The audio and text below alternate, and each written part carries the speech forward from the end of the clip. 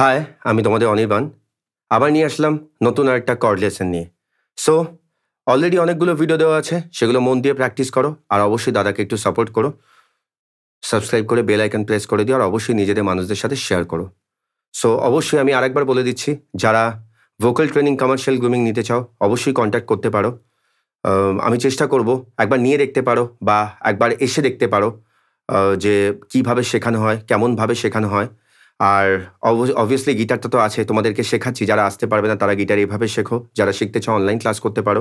আর যারা এসে শিখতে চাও তারাও কন্ট্যাক্ট করতে পারো, আমার ওখানে সমস্ত প্রোফাইল লিঙ্ক দেওয়া আছে, তোমরা ওখানে গিয়ে কন্ট্যাক্ট করতে পারো। সো চলো, আজকে যে কর্ডটা তোমাদের শেখাবো সেটা হচ্ছে ডি মেজর 7। আমি অলরেডি ডি মেজর দিয়ে দিয়েছি তোমাদেরকে, ডি সাস2, ডি সাস4, D7 পর্যন্ত তোমাদেরকে দিয়ে দিয়েছি। সো আজকে যেটা শেখাবো সেটা হচ্ছে D major 7। So D major 7 ধরতে একদম ইজি কর্ড।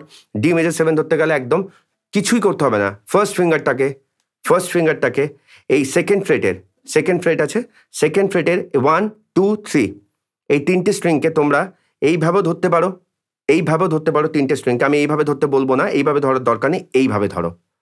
জাস্ট এইভাবে ধরে এই চারটে স্ট্রিং, ঠিক আছে? জাস্ট এই যে